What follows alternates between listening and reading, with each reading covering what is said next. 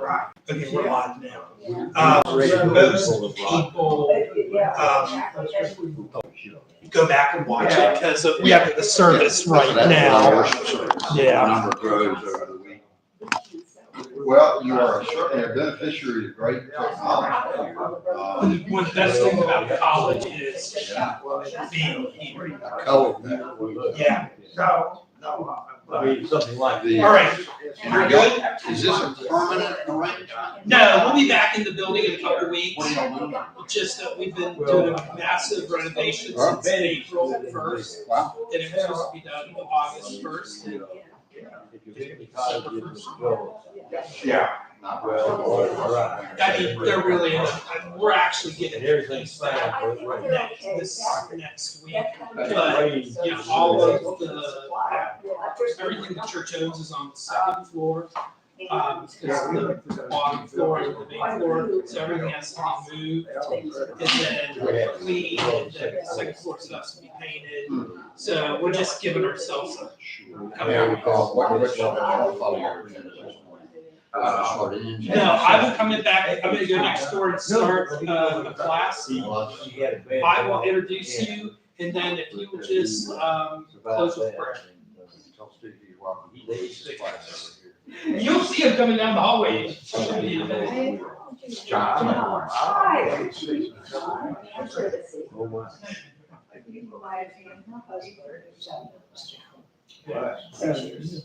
I know this is family. It's Kathy. Kathy's good. She had a operation on her foot, so she didn't get out. John, what can we do for you? Fine, should you do something? John, move on. Thank you. Very many this year. I know that I got.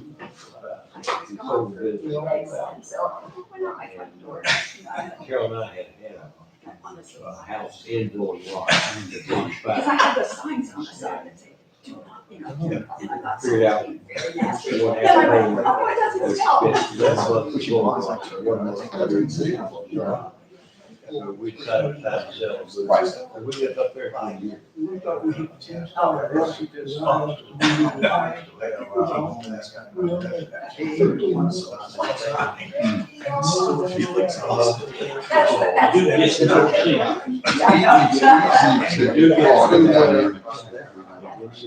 Of course, fall of that was built. And in the summer, and everything's over. That's nice. Way in the house on the back, they didn't say. Good.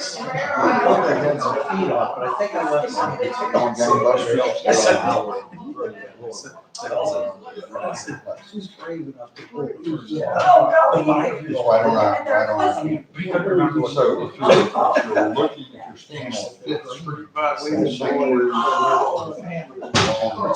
building beside it, it's the education. I'm grateful, so I got them in my bag. Oh,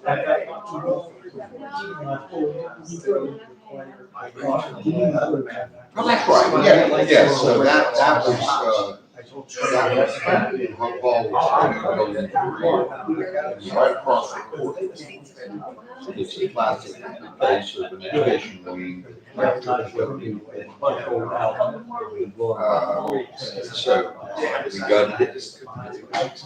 three-stage building, 20s, 40s, 50s, but an actual unitary central hallway building. So,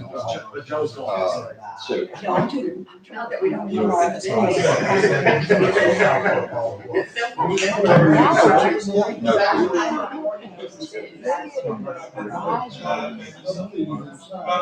yeah, we practically had to go. So everything will be running. That'll be good. We are gonna go ahead and get started. I don't know if more people are rolling in, but I heard 8:45 was low attendance today. So I'm not sure what's going on. It is my pleasure to introduce to you the Reverend John Cleghorn, who is pastor at Caldwell Presbyterian Church in Charlotte. John is second career pastor before he went to, where did you go to? Union Charlotte. Union Charlotte. He was a senior vice president at Bank of America and a reporter for the Charlotte Observer. I didn't know that. John is married to Kelly. They have 2 adult children. But what I really want to talk to you about was his mom. His mom was a force of nature. She was, John grew up in the church that I served in Atlanta. So I knew of John, but I really knew his mother, Gwen. Gwen helped grow, start 4 different private schools in Atlanta. Where did you go? Did you go to Westminster? And good morning. And Gwen also, which I did not know, I looked up her obituary. She was the one of the first female clerk of sessions. The first at Trinity. First at Trinity, but in the denomination, and that was the early 70s. But my favorite memory of Gwen, Gwen was little, petite, very proper, and seeing a picture of her on a mission trip to Haiti in a skirt and sensible shoes. And that's how she went around all the time. She was a lovely, lovely woman. John, welcome. Thank you. I've got to slip over on teaching across the street. Well, I am delighted. Thank you, John. Thank you for that lovely memory of my mother. Yes, 5'5", 110 pounds cat, soaking wet, cast a large shadow, and was forever the when the schools at Westminster, where she spent most of her career, there was a boys' school and a girls' school. She was the girls' college counselor, so she loved to send women here once it was open to that. It is good to be here. I'm humbled and intimidated to be in front of you all and welcome those online. I'm going to try and go through some slides in about 25 minutes, but I really look forward to the dialogue and hope that everything is coming through online. But yes, I've lived in Charlotte since '84, came here to work for the Observer, and have been here ever since. I'm on my 3rd career, trying to figure out what I should be when I grow up. So we'll figure that out. Thank you for the invitation and for this chance to talk about a book that came out a couple of years ago. I've since had another one come out, and it was fun to go back and try to remember what this first one was about, because I've been so involved in the second one. And I thought that, well, maybe this week of all weeks is a week to revisit some of these ideas about inclusivity and bridge building and some of those things. But I want to hear what you all think. So, God's Great Rummage Sale. This will be an idea that some of you are probably already familiar with, but there was a scholar writer named Phyllis Tickle, and this book is now not a new book, but she postulated that every 500 years, the church goes through a giant rummage sale, hauls everything out to the corner. People take what they wish, and then the church rebuilds on what's left. And I really do am convinced that that's exactly what we're going through right now. Have been going through probably for most of your lives, and will probably going through for most of my life. This is not an overnight thing. This is an every 500-year thing. And she proves her theory. I think some scholars have actually gone back before Christ, but just since Christ, about every 500 years, there's been a major shift in what the church is and what it looks like, and how it relates to the neighborhoods and community and the world around it. Well, you all know a lot of these birth pains. Christendom has moved from the center of American life increasingly to the margins. Now, that's a broad sweeping statement. It depends on which kind of church and Christianity we're talking about. But in general, you've seen all the polls. Christendom doesn't sit at the center of American life and society like it used to. The pandemic accelerated by 5 or 10 years some trends that were already underway in this reshaping, this great reframing. Hybrid worship came here to stay. And so on the one hand, that's wonderful. I'm delighted to be online, as I am online on Sunday mornings at my church. But, that means that people are not physically in the same place anymore. We're able to reach more people. We're able to put things online that people could come back to and watch. We all had to learn how to do that during the pandemic, and that was no fun. But no doubt that that's just one sign of what's happening. A majority of Christians say they would attend a church that has no building, and that's largely younger people, I think. This data is a little dated, but volunteerism never really came back after the pandemic. Volunteerism in the church, a lot more pressure on church staffs, and just a lot more kind of renegotiation of people's relationship with church. And so the work is falling on fewer sets of shoulders of volunteers. And it is an understatement to say that many church staffs are shrinking. The book starts with the narrative, and we've learned more about what all this means, kind of learned more, kind of not learned more this week. But we all know that we're rushing to be a majority-minority nation, 2035, 2040. There will be no racial majority in America after that, probably ever. Charlotte is already that. It may or may not present that way to you. I don't know about Davidson, but there is no racial majority in Charlotte, and it's one of about 35 or 40 metro areas where that is the case. We've already talked about the marginalization of organized religion in America, particularly Protestantism, particularly non-evangelical Protestantism. And even within the church, there's ongoing conflict and separation. The evangelical movement, again, has aligned with secular politics in a very distinct way. And as you all know, the United Methodist Church has just gone through what we went through after 25 years of debate in the PC USA over issues around sexuality. They have gone through that, but their journey is just beginning. We've come around the other side of that and ended up with a denomination that is probably more homogeneous. United Methodists have to navigate those years forward of what happens when it's a schism. It's just flat out a schism. And pastors came out of the pandemic burned out. 38% of pastors identified in one poll as being satisfied with their job. And largely what the second book deals with in part is that we're about to see a profound sweep of church closings. That's hard to say. It's hard to hear. It's hard on our hearts.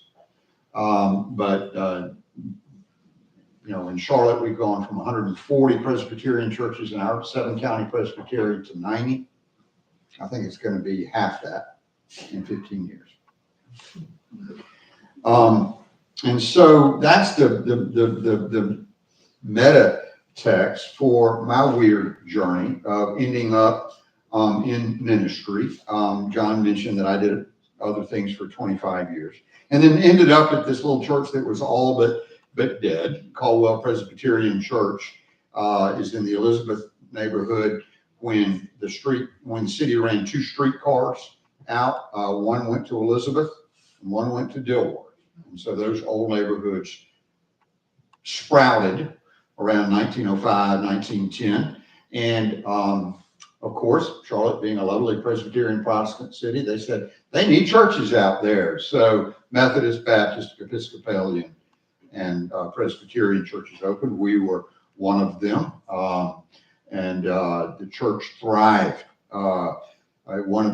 It had 500 members by the 1920s. Think about that proportion. By the late 50s, it had 1,100 members. I bet you never heard of Caldwell Church because it was very much a church of the 20th century. William Henry Belt was instrumental in it. William Edgar Price was one of the moderators of our denomination. Doug Oldenburg spent some time there as a teen. So it has its place in history, but by 2006, it had 13 people, 12 or 13 people in attendance. They were out of money. A brilliant man named Charlie McDonald had been sent there to see if there was a future.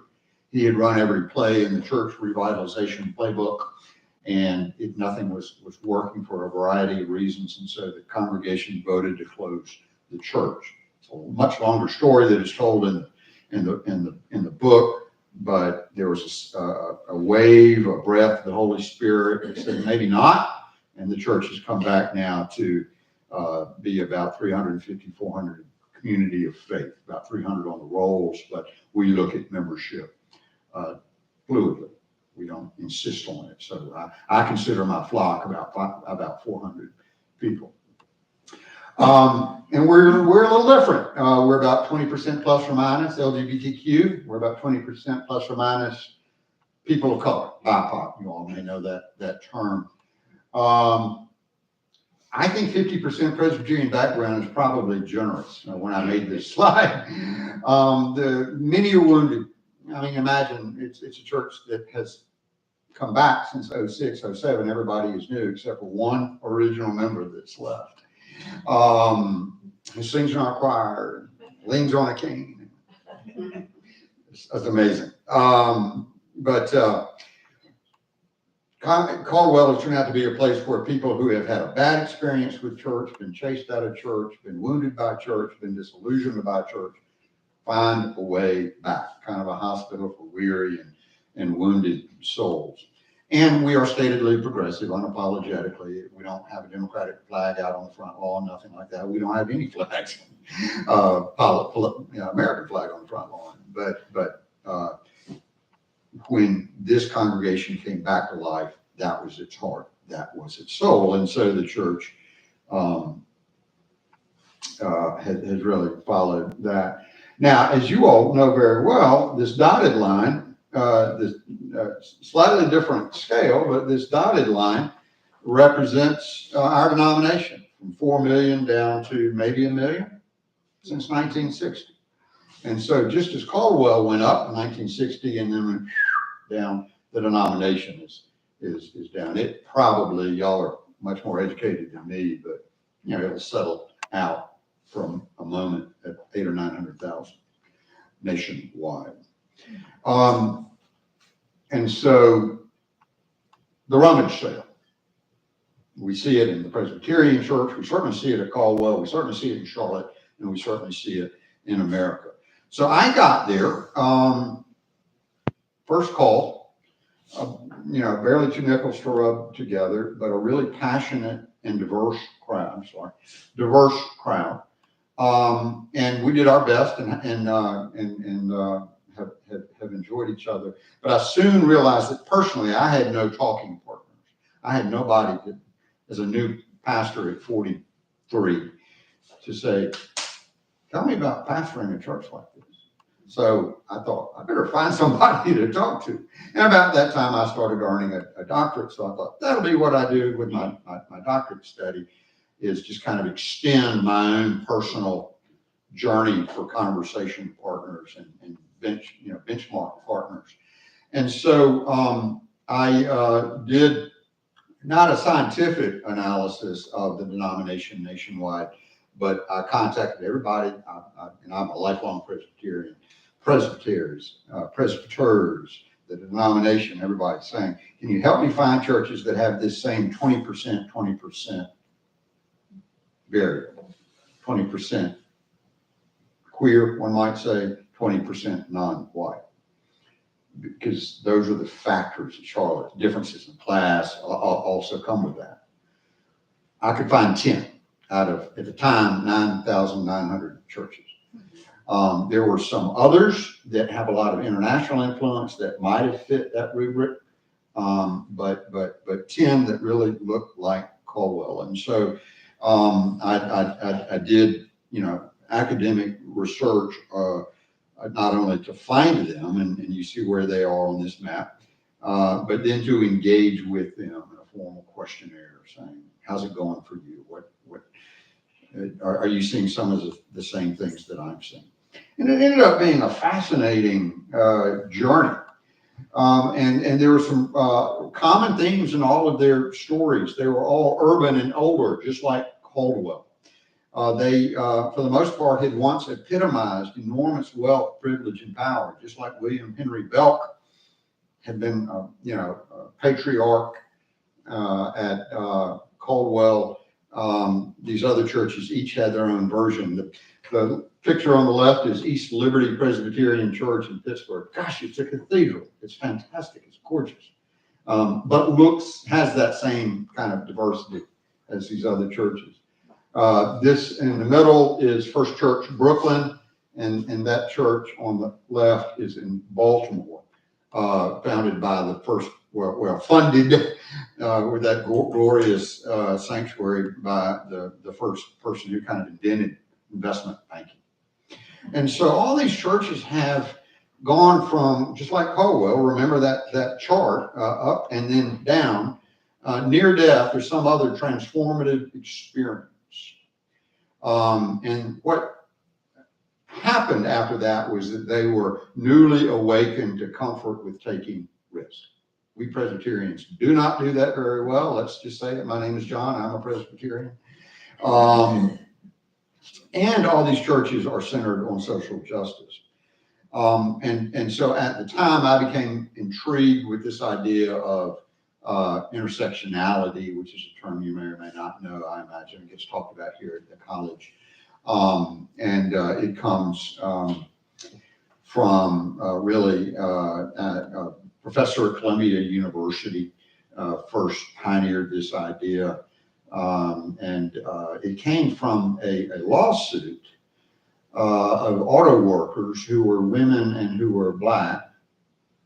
And they sued saying, we got let go, not because we were women or because we were Black, but because we were both. And we have to take into consideration both aspects of our lives.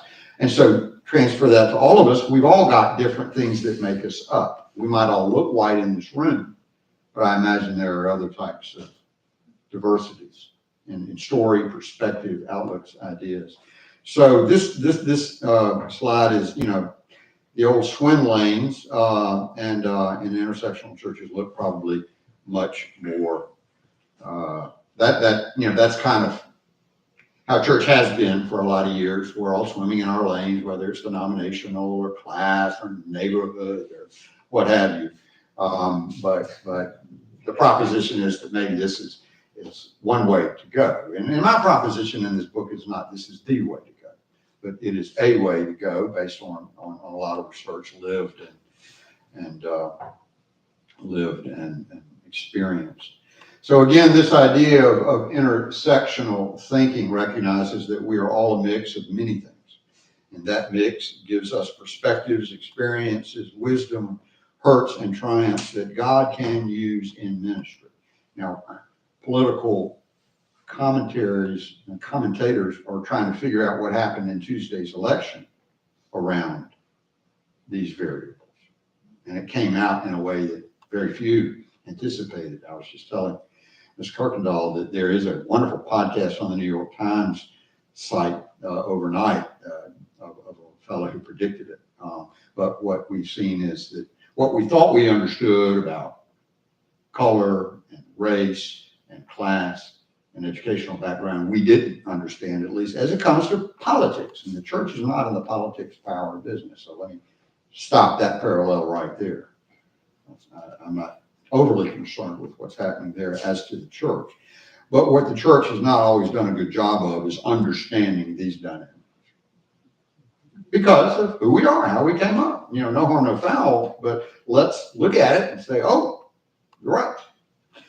Another way to think about intersectional thinking, Kimberly Crenshaw is generally credited with this idea. Now, fair warning, you bring her name up in some conservative circles and, they're not going to look at you the same way. So this whole idea of intersectionality is considered a very left-wing progressive idea.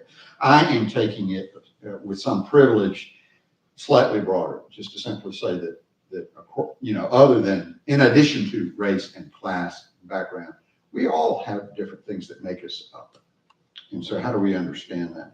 But Dr. Crenshaw, I believe I think she's still a professor at Columbia, says this, that intersectionality is a lens through which you can see where power comes and collides, where it interlocks and intersects. It's not a problem to see that there's a race problem here, a gender problem there, and a class or LGBTQ problem over there. Many times, taking that approach, again, back to those swim lanes, many times that framework erases what happens to people who are subject to all of these things, or some numerous combination of, if not all of them. And so back to my research, I was curious about how this worked in churches, because I certainly saw it working at Caldwell. Caldwell is a one of my phrases oft repeated in the book is it's gloriously messy because of its diversity. And it's glorious, and oftentimes it's just messy. And I was wading through a lot of this, having the time of my life, but I was really curious, are we alone because of these diversity demographics? And lo and behold, I found some commonalities that in all of this is explained in the book. These churches, and I'm not saying this is the only way to go, but these 10 churches center social justice with everything. It's not just something we talk about on, the fifth Sunday or once a quarter or some committee, that is just unto themselves worries about. Social justice sits at the center of the lives of these congregations, not because their pastor said so, but because of how they came to be. So in worship, you see blended styles of worship, fluid and flexible, inclusive language that is across gender. Something, and not for everyone. One of the tests I kind of use at Caldwell is a successful worship service if there's something in the worship service that somebody really didn't like. Because the inverse means, A, we're continuing to stir the bloodstream, and B, that was something that person might not have liked, may have meant a great deal to somebody else down the pew. In theology, one of the quotes from one of the pastors was, when I asked about their theology, they said, we're radically relational. A focus on God and neighbor, and all the rest is detail. Now, that might be hypocrisy at a highly academic place like this, in a deeply Presbyterian place like this, but I think she meant it sort of tongue-in-cheek, sort of not. Yes, absolutely Christ-centered and Scripture attuned, but read much more broadly, as I'm sure you all do as well. What else? They are missional. Mission sits. Their mission, their idea of mission defines everything they do. And so it's not just a committee of people that are like-minded, but a small group within the larger group on those things. These churches challenge the Pharisees and other powers that be that are invested in the status quo. They are evangelistic, but not in the sense of knocking on doors or anything like that, but by bearing public witness in the streets. And that tends to attract people to them. Caldwell draws from 4 counties, 28 zip codes. So people are driving past a lot of great churches for what we're doing. That doesn't make it better or worse. It just means that our flavor of ice cream is something that some people are working to come to. And so if they see us marching in the Pride Parade, or if they see us, whatever, people will come to church in the weeks afterward and say, I saw you out there. I was curious about this place. They are justice related in care. Traditional care, yes. Hospital visits, recuperations, casseroles, pastoral counseling, all those things that all churches do. But that care at these churches requires empathy building, involved in healing the wounded and inclusive care, creation care, other things. Really understanding how to walk in a pastoral way with people of all sorts of economic backgrounds, which, believe me, is always an adventure and a challenge and a wonderful journey. They use their campus for all sorts of things. They don't keep the church closed Sunday to Sunday. It's open to the community for all sorts of things, social enterprises, rather than just we're going to rent this room and make a couple of bucks. Hosting the other, housing, more and more. So, I then asked, well, what lessons have you learned? What can you tell me? What do I need to know from you? And what might others, if I were to do something like write a book, need to know? They're all gloriously messy. That is, their diversity, their pain, their passion, their open-ended Christian exploration. They're seekers and believers and doubters and skeptics and born-agains and everything. And you put all that in a boiling pot and it's going to be a little messy sometimes. And so that also means that there is a constructive tension in a lot of these places. We think about tension as a pejorative. Ooh, tension. There's tension everywhere, folks. Here, it's a matter of that it's kind of always present. Not a negative. It can be a very enlivening thing. But it's part of the mix, and one either as a leader or as a congregation member needs to understand that that's there. Hardship on those in minority mustn't be overlooked. So, I'm keenly aware and have learned deeply that to be non-white at Caldwell means that people are not going to churches of their own color or cultural background or neighborhood. That's not easy. And so we have to really understand that our people of color are making a choice to come to Caldwell. The pastors of these churches and leaders said that they put as much emphasis on relationships as polity. That doesn't mean they throw polity out the window. We all have the Book of Order and we all can cite it. But we work through relationships much more than what does it say in the Book of Order. There's diversity within diversity. And we know this, but you can't just paint one demographic with one broad brush. You better understand that in these types of environments. And as I said earlier, all these churches, sort of like ours, takes a relaxed view to membership. A lot of people, again, if they're coming out of a wounded background, they don't want to be hounded. When are you going to join? When are you going to join? When are you going to join? So at any given time, we have about 25% of our, well, no, I wouldn't say it's that high. It's not high about now. But there's a large percentage of people in the pews pledging, tithing, participating, but may not ever join. Either because their wounds are so bad. I've got one lady who says, well, my mother's Catholic. She'd roll over in a grave if I joined a Presbyterian church. That's okay. I'm not going to worry about that. And so there's an open, fluid idea of a community of faith that doesn't show up when we turn in our statistical analysis every year to the denomination. Other lessons learned, conflict, and this goes to the tension. Conflict is inevitable. Well, it's inevitable everywhere, folks. We know that. But we better understand how to navigate it and not run off the first time it rears its ugly head. If that's, if that's a wound for some people that they don't want to be around, and I'm not saying it's every day, it's the rarity, but it's going to happen. And that keeps us healthy. That means we're listening to everybody.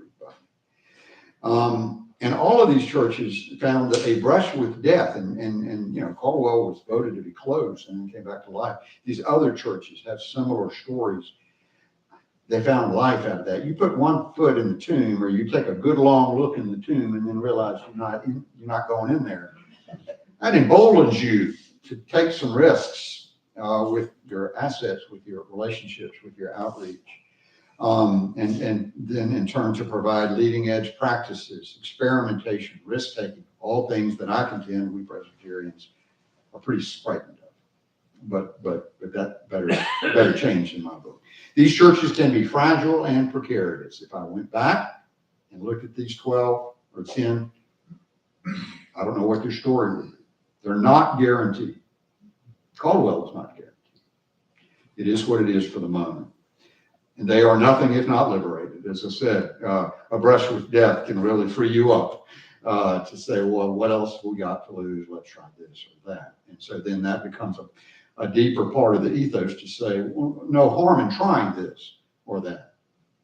We failed, but we failed forward in trying things. And in doing that, we learn a lot of things that do work, that maybe were needed. And they thrive through COVID in general, because community is what matters, not the institution or anything like that. And the future beckons. So that is a very fast run through of some of what the book is about. My second book is about how churches are building housing on their campuses. That's not what I'm here to talk about, but if, I can talk about that as well. So thank you for your attention. What questions do you have? As we consider questions, let's use the mic because last week it was really hard to hear people. So I'm gonna this is already on, and if you have a question or a comment, just raise your hand and we'll move the mic up and down. Was my mic on? Can y'all hear me okay so they can hear me online? Yeah, that's good. A little late to ask that.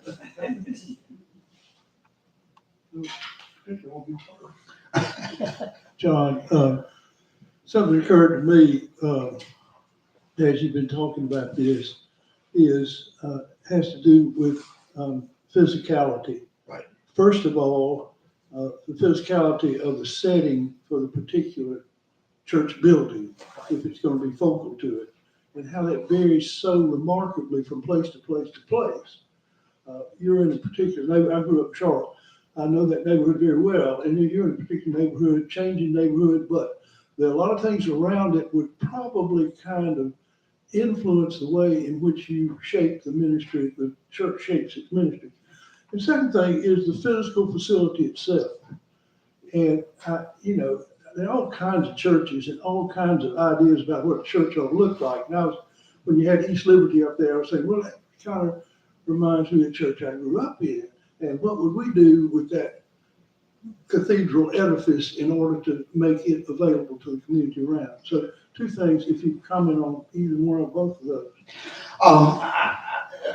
Insightful question. I do think that in part, surely because of congregations shrinking in size and influence, we've all heard that it takes 10 new pledgers to replace a baby boom pledger in terms of dollar amount, and that the younger generations are not coming to church. Congregations are going to shrink, and their financial strength is going to be radically different. So their ability to keep up with an edifice or even a suburban average church campus is really declining fast. And so I do think that a big part of the next wave of churches, and that's what this other book is about in part, is that churches are going to have a new relationship with property and space going forward. The Presbyterian Church has a research arm that they start and fund new ideas, new congregations in effect. And so in as much as, our number of congregations has gone downward, within that, there is a growth wave of churches that meet at coffee shops or things that we might find hard to get our minds around, but meet at gyms or biker groups. Their community, there's affinity, they pause for the word, there's preaching, there is the celebration of the sacraments, which defines Presbyterian Church. It's just not in a building, or it's not in a building that was built for a different time in Christendom. Again, remember, all our churches were built when that angle looked like this. Huge parking lots, huge sanctuaries, massive, Christian formation, education wings, when Sunday school is a fraction of what it used to be. This is a rarity. So, yeah, I think, Mr. President, the, church's relationship with space is going to be very different.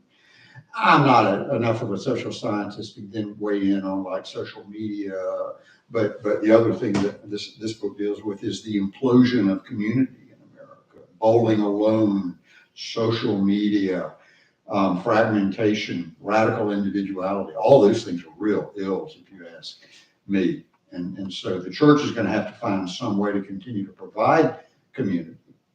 It just may not at all look the same. And in my particular opinion, we better start figuring that out real fast. And in the meantime, that rummage sale, we're going to see churches in the Charlotte Presbytery increasingly renegotiate their relationship with land. And the Presbytery is taking on $8 million in assets in the last 10 years from churches closing. That's only the beginning. That is the tip of the iceberg. So what are we going to do? We're going to have less land because churches closed, but that money is going to come back to us in more way. What are you going to do with it? This book argues that we are house people.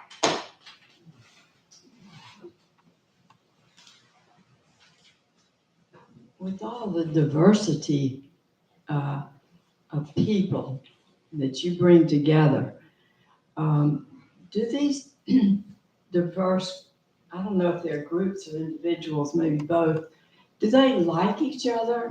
And do they, are they coming together without many preconceived or set notions?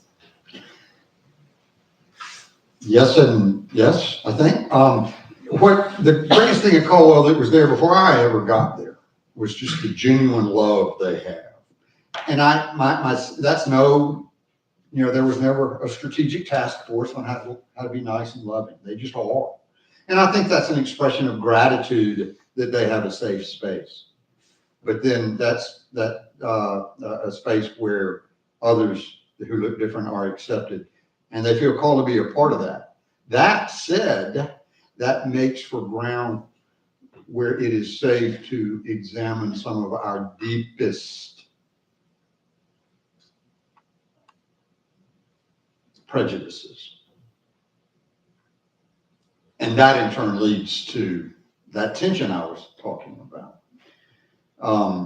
So there are folks there that are we have been on a deep journey of anti-racism for years, but that sits alongside how do we stand up for our LGBTQ siblings and draw LGBTQ people back to the church that threw them out, not to Caldwell, but some church.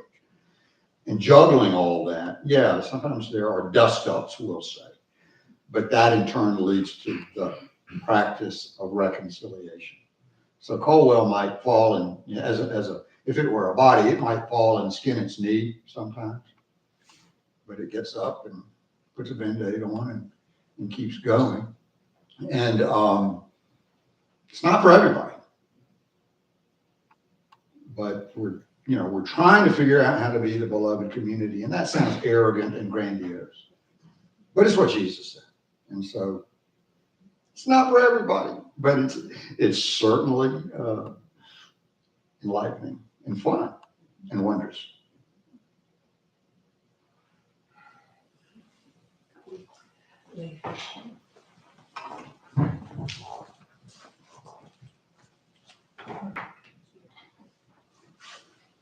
Could you talk a little about when you, as a new pastor, walking into the church that has a handful of members, what do you do to get people to walk in the door where they can feel safe? Just to get people in there. All the things that came up in this presentation, stick with a worship service that is inclusive and invitational, not just the same old, same old. Because if people want the same old, and this is not a negative, Charlotte has so many amazing traditional churches. I was a member of Covenant for 20 years. Loved it. Doug Oldenburg was my mentor.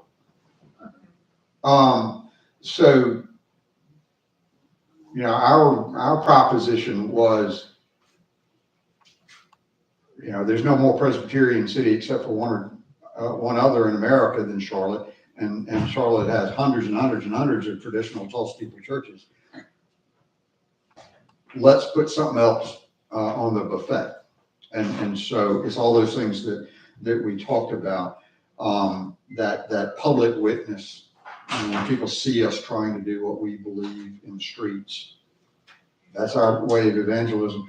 And then trying to practice what we preach, very imperfectly, very imperfectly.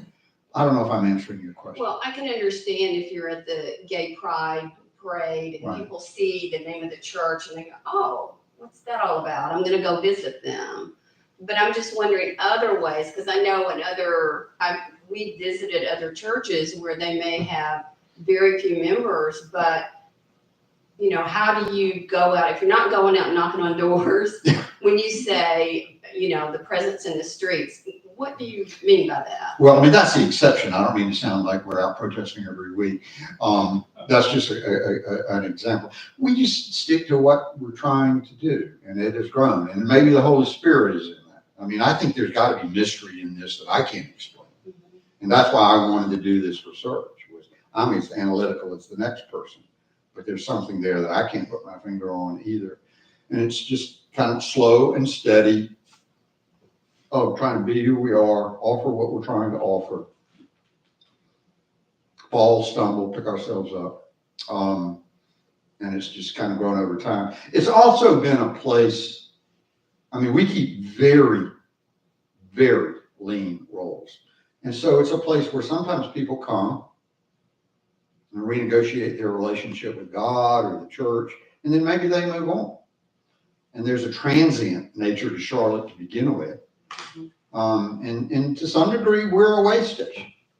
And so we're not in it for numbers. You know, we were happy at 75 members, and we were happy at 150 members, and now we're happy at whatever we are now.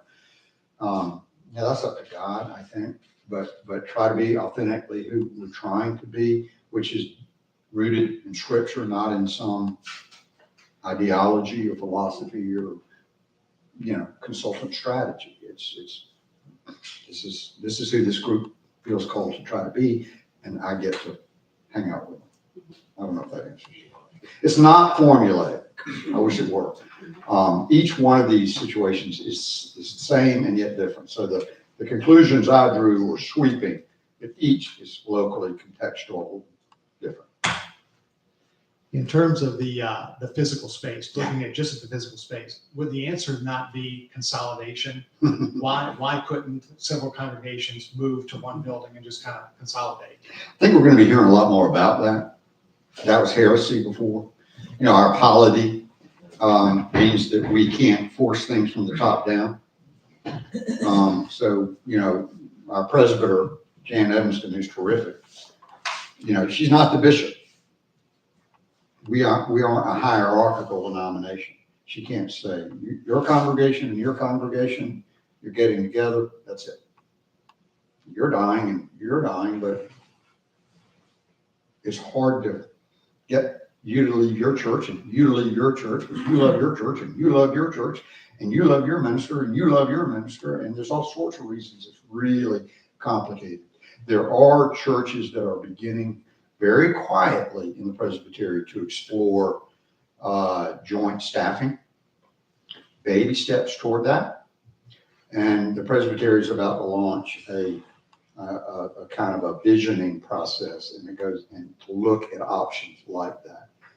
But it's so hard because you can't just uproot people.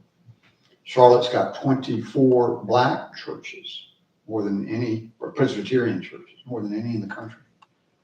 That dirt, that land, that building means everything to them. And yet only 5 of those churches has a full-time pastor. So, you know, birth pains.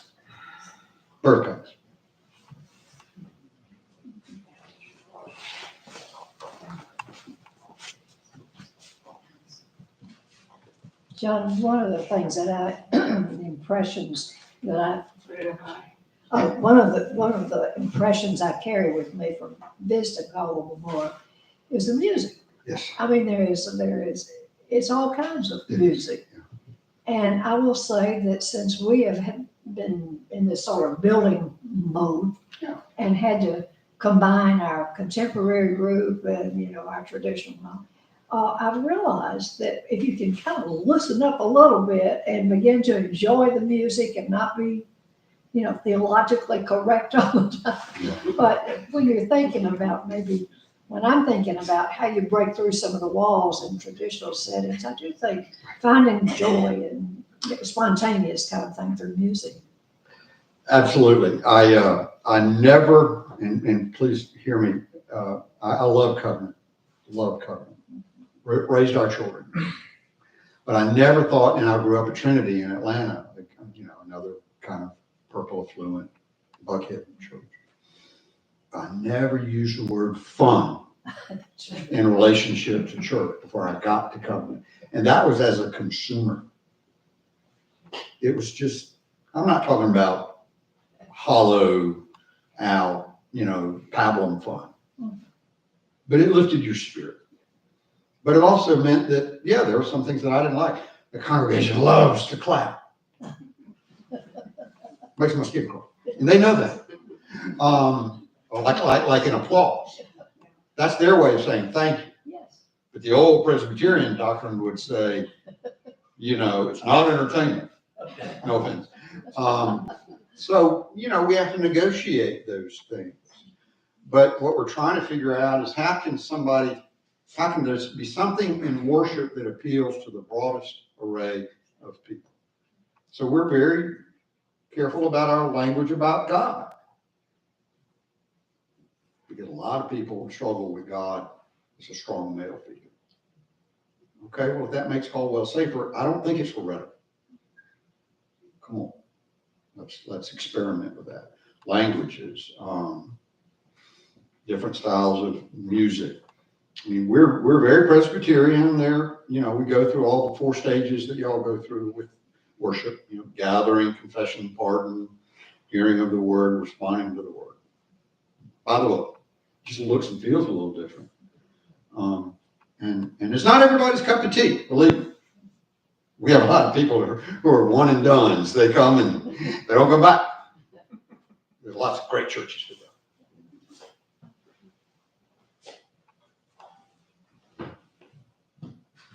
We are in the middle of our stewardship season. Us too. Right.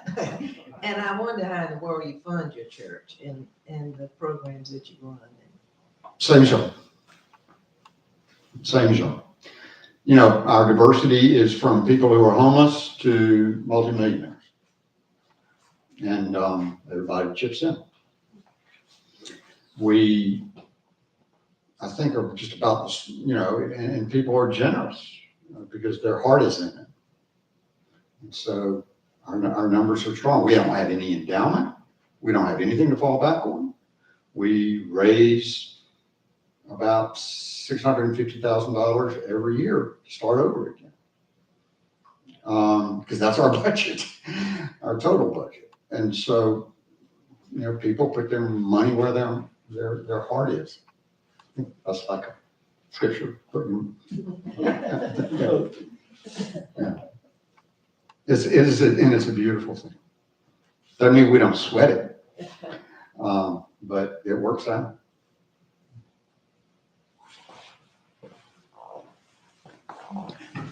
I know. Yeah, what time do y'all like to break up? I don't want to. It's about a little bit after Quarter 2:30. of. So you'll watch the time. Yeah. Thank you. John, future of Caldwell. Future of Caldwell. How do you see that going forward? If, when, should you retire? Does the church have the strength and the wherewithal to continue up or level off? What does the presbytery? And some question is, name 6 attributes a minister of your style should have coming into a church like Caldwell. Thank you, and I do not like talking about myself. But it is factually true that there is risk because I'm in effect the founding pastor. And how many churches have stumbled after and then I will have been there 23 years by the time I retire in 4.5 years. So, right, there's just inherent risk in that regardless of who it is. So we started talking about that already, which might seem like you're kind of pulling the top off the can a little early. But my thought and hope and prayer is that we get over whatever adjustments there are to embracing that and then preparing for it well in advance. And so my own leadership style has been kind of out front a little bit more, as Caldwell had to stand up. Now I'm trying to walk beside the congregation, let it lead. You know, we're Presbyterians, we're lay led. So, you know, focusing on that muscle set.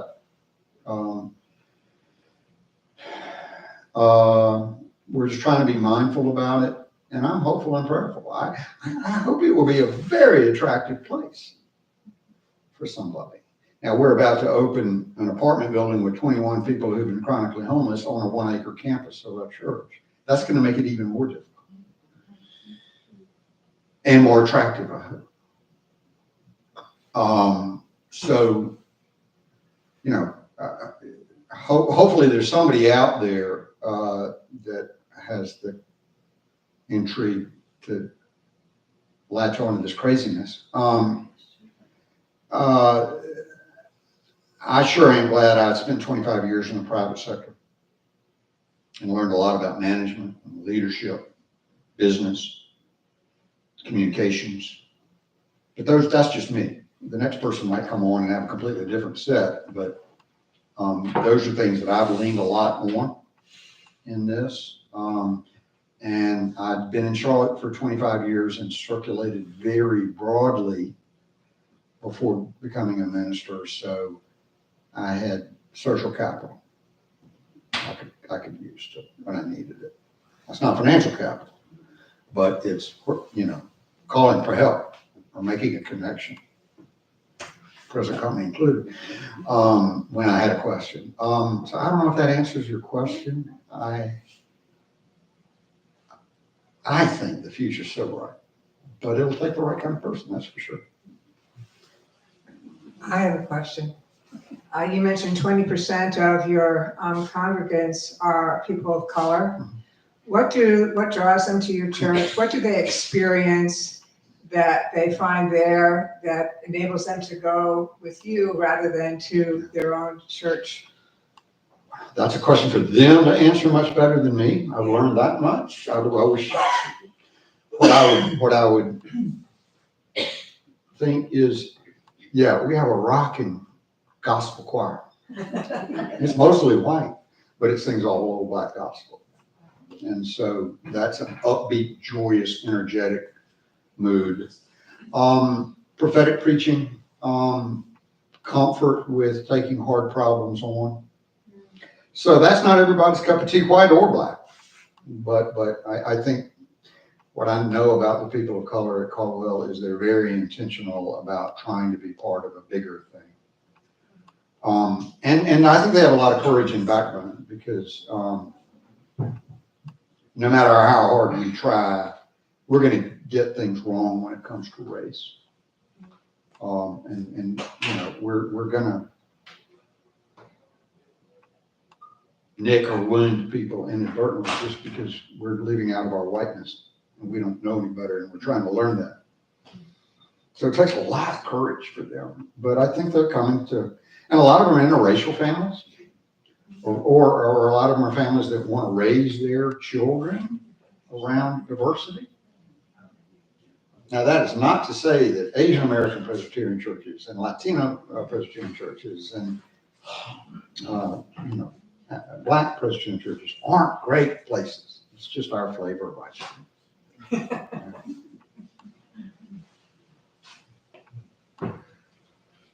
And some people need to go to a place where it's safe.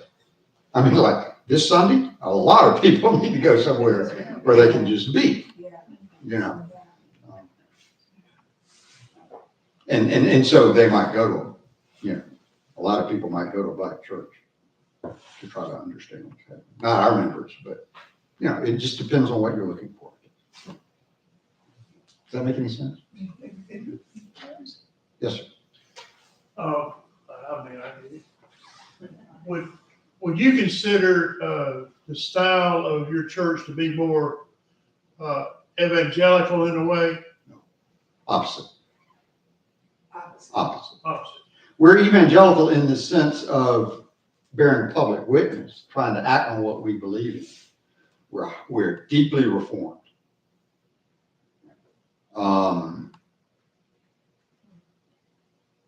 You know, John Calvin's there if you look for him. But we don't do praise music. It's not rock and roll. Sanctuary is built in 1922. Looks just like your grandmother's sanctuary. Feels traditional. And that ain't going to change. So no, I think we're alternative to what you find in evangelical churches. And a lot of people at Colwell have come from places that were evangelical and maybe got hurt there, or maybe found out that they didn't necessarily believe what they thought they believed about women's roles, about inclusivity. Reverend Cleghorn, this has been so inspirational. Thank you for your courage, your faith, your determination and commitment to be and preach the gospel. This has meant a great deal to us. Thank you so much. I know it's not all rainbows and sunshine, so thanks for listening, but I think I've enjoyed it thoroughly. Thank you very much. Oh, my goodness. And ask him if he'll come back in the future and tell us about the housing. Will you come back in the future? Would love to. On November the 23rd, we're having a symposium. The Presbytery is having a symposium.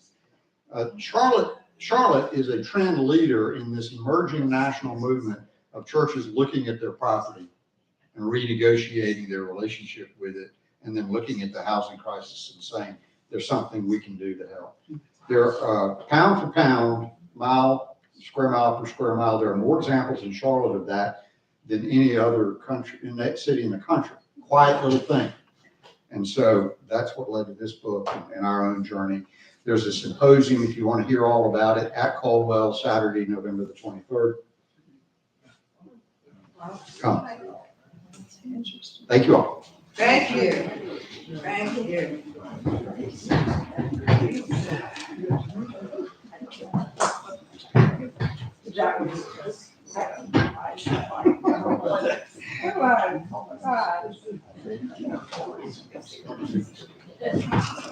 No, it's inspirational. Oh, yeah, it's just. Johnny knows I'll work some used to make a book stand. How are you doing? Getting a little slower, I think.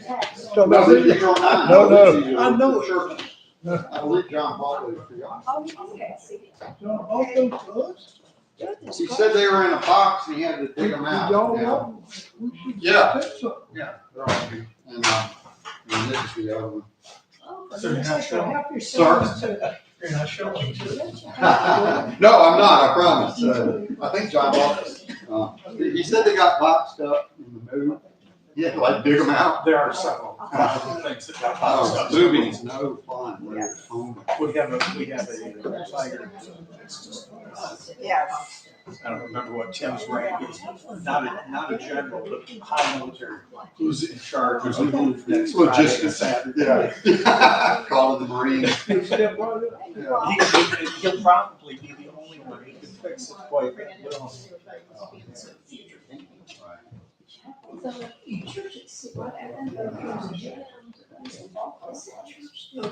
No, the heart of it is a cult. Well, that's Okay, what that was. Yeah, that's a tricky story. I was not there. I was not part of it. I was busy raising the children. covenant. Tell you more than you wanted to know, Caldwell planted a bunch of churches. Mr. Bell loved it. And, when that public housing opened up for basically white returning war veterans, Presbyterian said, let's give them a church. And so they planted Siegel Avenue Presbyterian. As you all know, then Siegel Avenue hunkered down as Piedmont courts changed, became very impoverished, very violent, very dynamic. Siegel Avenue struck it out, but in the end, I don't know the whereabouts of it, but the church. I just remember that D.G. Martin was very Yeah. active in that church. He was. So was David Cleghorn at one point. David was very, Yes. and that was a mission church. And so, it never really stood on its own. Charlie, Funded by it. But at the heart of it, last name, I taught all the kids. Now, so that vibe, many of the people in that first Raised wave, him with last name. So, Some were were diaspora, years from I taught and coached a little over 10,000 kids. My fascinating remember. you see one on the street, 15 years out. You recognize Yesterday I ran into somebody and I called her first name. And she said, do you know how annoying that is? Some of the people that had. Yeah, she couldn't come up with mine. She came up with some lessons I taught. Your Yeah, of course, it's that's one of the, one of the Right. big departments. Right. Right. Charlie, give me 15 seconds. I have the advantage of seeing church. And sometimes I can stall by saying, you're the one, no, I just heard, you're the one that sat over the podcast. And they'll say, how do you remember that? And so it's all your name. And it does work occasionally. God's answer to the problems of the world. Nobody was called. And so I think God wanted me there. I lived 2 blocks away from the Caldwell. Never knew it was there. Never knew it. So you're still in your same house? We had to move out of that house for other reasons. We lived.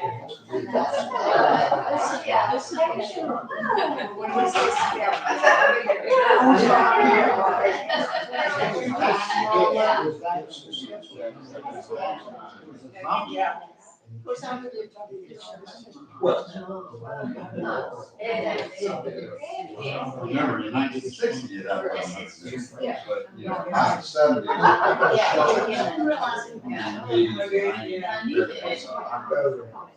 Trying to stay around. And God is wondrous. Thank you. Mr. President, peace to you. You're a weird one.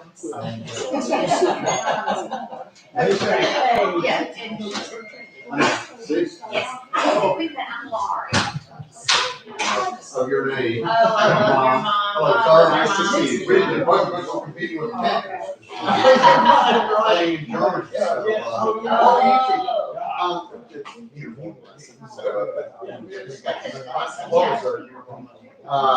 Psalm 146 and 150 said, trust princes.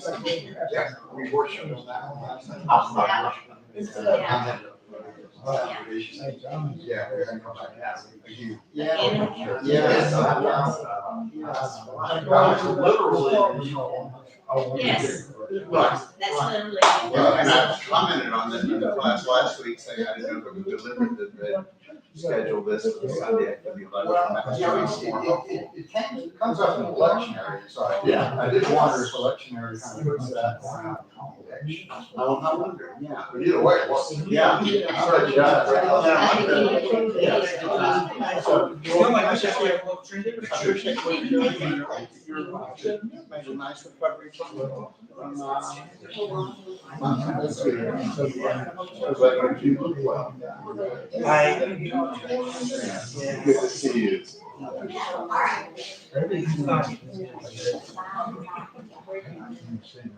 Thanks for the coffee. You're welcome. Things that wraps around your head.